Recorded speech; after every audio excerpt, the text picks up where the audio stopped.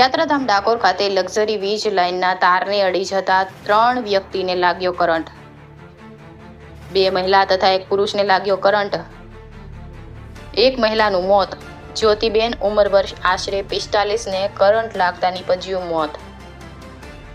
અન્ય 2 વ્યક્તિ જેમાં એક મહિલા વાસુબેન અને ત્રિકમભાઈને પણ લાગ્યો કરંટ. વધુ સારવાર અર્થે નડિયાદ સિવિલ હોસ્પિટલ ખસેડવામાં આવ્યા.